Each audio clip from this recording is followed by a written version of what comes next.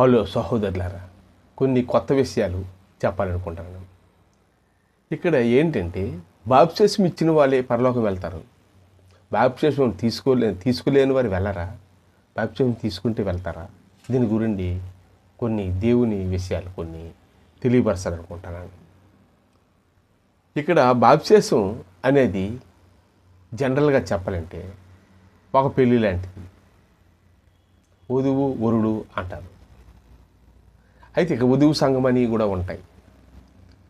ఇది పెళ్ళి అయినప్పుడు అంటే ఒక కమిట్మెంట్, ఒక ప్రమాణ స్వీకారం లాంటిది పెళ్ళి, బలమైనది, అగ్రిమెంట్ లాంటిది. అది అందరికి సాక్ష్యంగా కంటికి కనబడుతున్నట్టుగా 10 మందికును సాక్ష్యాధారాలతో, అందుకే కదా ఫోటోలు తీస్తారు, ఉంగరాలు పెడతారని పెళ్ళి. ఇది శరీరానికి సంబంధించింది. అయితే మనం ఒకసారి క్రైస్తవులు అయ్యామంటే ఎప్పుడు కూడాను స్టాండర్డ్గా ఉండటం కోసం బాప్తిస్మం, ఇది క్రైస్తవుడు అన్నట్టు. మరి ఈ లోకంలో ఏంటంటే క్రైస్తవుడు అనేసరికి రిజర్వేషన్ లేకపోవడం కొన్ని విషయాలు జరుగుతూనే ఉన్నాయి. అంటే రిజర్వేషన్ దేనికి లేవు అనుకుంటే ఎస్సీ ఎస్టీకి పెద్ద పెద్ద రిజర్వేషన్ ఉంటుంది. మరి చిన్న బీసీ ఎస్సీ ఇవన్నీ మామూలే, కామనే. ఫార్వర్డ్ క్యాస్ట్ కింద కాదు. కానీ క్రిస్టియన్ అంటే ఎస్సీ క్యాస్ట్ వాటి గురించి, కొన్నిటి గురించి ఎస్టీ వాళ్ళకి రిజర్వేషన్స్ కొన్ని ఉన్నాయి. అవి రావని క్రిస్టియన్స్లో కలుస్తారంట. అన్ని రిజర్వేషన్ ఉంటాయి, బీసీ ఈసీ ఇవన్నీ ఉంటాయి. ఇవన్నీ ఉంటాయి.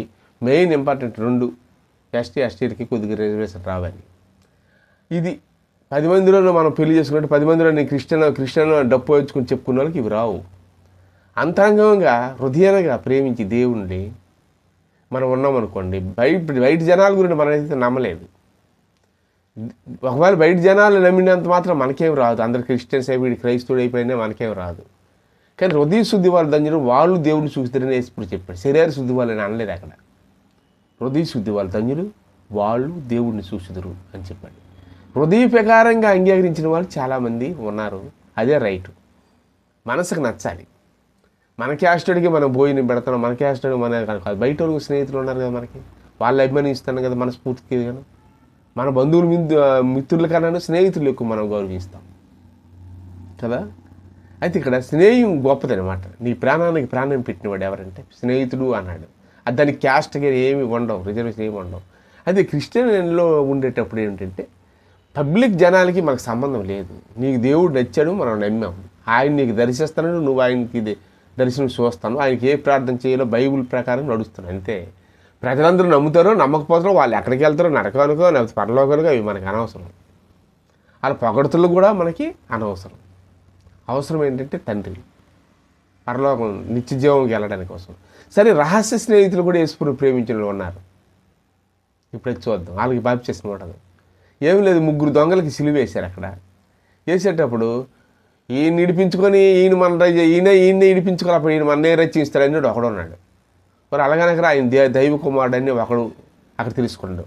ఒకడు మనస్తత్వం ఒకడు అన్నాడు, నువ్వు నిజంగా దైవ కుమారుడవయ్యా, నీలాంటి ఇది కాదు వీళ్ళందరూ, మీరు వేరే ప్రభువా అన్నాడు. తండ్రి, నువ్వు నీ రాజ్యం ఉంది, పరలోకం ఉంది, దేవుడే ఆయన అని పూర్తిగా ఈ దొంగోడు నమ్మాడు. చిలువ మీదే నీవు నీ రాజ్యం వచ్చేటప్పుడు నాకు నా తండ్రి నేను గుర్తించుకొని అన్నాడు దొంగోడు. నేడు నువ్వు పరదేశంలో ఉందుగాక అనేసినాడు. పరదేశంలో ఉందుగాక ప్రభు ఒక మాటలు అనేసాడు. అయితే ఆయన బాప్తిస్మం తీసుకున్నాడా? తీసుకోలేదు. అంటే బాప్తిస్మం అనేది పర్టికులర్గా ఉండాలి కాదు, అందులో కొన్ని సందర్భాలు బట్టి అవసరం. అప్పటికప్పుడే రక్షణ పొందుతారు చాలామంది. అప్పుడే రోగి ఉంటాడు. ఆయన మనకు దేవుడి గురించి చెప్తే వెంటనే అంగీకరించి వెంటనే పశ్చాత్తాపం పడతారు. ఆయనకి బాప్తిస్మం తీసుకునే టైం ఉండదు. చనిపోవచ్చు, ఆయన పరలోకం వెళ్ళిపోవచ్చు.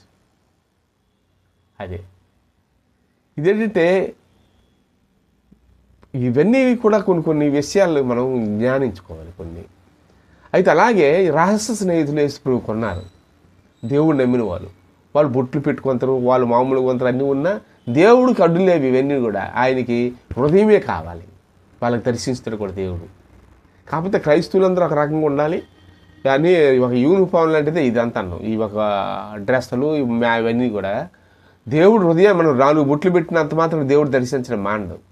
నేను పక్క హిందువునే 10 బొట్లు ఉండోడు, ముఖ్యవాడు ప్రభువునైతే నాకు తెలియక దేవుడు దర్శించాడుగా, రచించుకున్నాడు కదా, తప్పదేం కాదు. బొట్లకి దానికి సంబంధమే లేదు. ఎన్ని పెట్టుకోవడం మానే, ప్రాబ్లం లేదు. అయితే ఇక్కడ ఏంటంటే హృదయశుద్ధి వల్ల ధన్యులు వాళ్ళు దేవుడిని చూసిదని అన్నాడు. ఇక్కడ యేసుప్రభు రహస్య స్నేహితులు రహస్యంగా ఆయన్ని ప్రార్థించిన వాళ్ళు ఉన్నారు. ఒక దగ్గర ప్రభువా దెయ్యాలు వదలగొడుతున్నారు నీ నామం అడుగుతారు.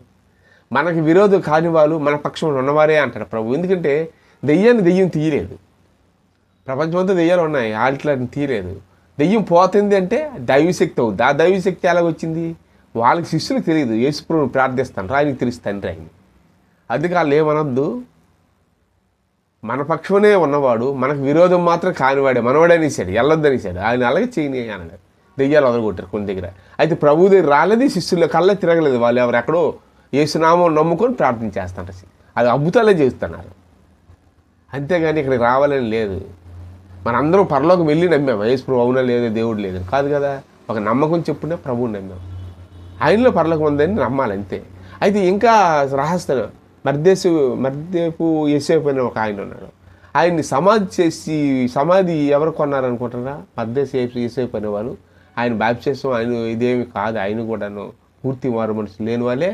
ఆయన సమాధి ఇది బాక్స్ని కొని ఆయన తీసుకెళ్ళి ఆయన మాకు కావాలని తీసుకునేసారు. ఆయన అంజులంటేలే అంటే దేవుణ్ణి ఈయన దేవుడే అని అంగీకరించి వాళ్ళు ఆయన్ని ఆ శవాన్ని మాకు ఇచ్చేయండి అయ్యా, అది అలాగే 3వ రోజులు ఆయన లిగుతున్న నమ్మకం. ఒక కొత్త రాతి దులిపించి సమాధి చేశారు. లెగుస్తారని నమ్మకం ఆయన ప్రభువులో ఇచ్చాడు. అలాగే ఆ గాడిది కట్టబడి ఉంటుంది, ఆ గాడిని తీసుకురామని చెప్తారు. మాకు తెలియదు ప్రభు, వాళ్ళు ఎవరో నీకు ఇంకొకరు తెలియదు అంటారు. ఓరే నాకు తెలుసురా బాబు, యేసుకు కావాలి ఈ గాడిద అన్నారు. వాళ్ళు ఏం చెప్తారని అడిగేసరికి ఇచ్చేసారు వాళ్ళు. ఎందుకంటే వెనకాల ముందే వాళ్ళు ఈ శిష్యులు వెనకాల తిరుగుతున్నా మాకు యేసు తెలుసు, వాళ్ళందరికీ తెలియదు అనుకుంటారు చాలామంది. కానీ వాళ్ళకు కూడాను ప్రభువుని ఎప్పుడు దర్శిస్తారు, ప్రభువుని ప్రార్థిస్తారు. వాళ్ళు కూడా నిజమైన భక్తులు అయ్యి ఉన్నారు. అలాగే రహస్యతులు అంటారు. అలాగే పిలాతని ఈయన పాపములు ఉన్నాయి కదా, ఏ శక్తి విధించాలని పిలాతని అడుగుతాడు. ఇప్పుడు పిలాతని పిలాత్ చెప్తాడు, ఈయన యందు ఏ దోషములు నాకు కనబడలేదే అంటారు. భార్య కూడాను ఆయన యందు ఏమీ లేదు, ఆయన దర్శించి వాళ్ళు ప్రార్థన చేస్తారు పశ్చాత్తాపం పడి.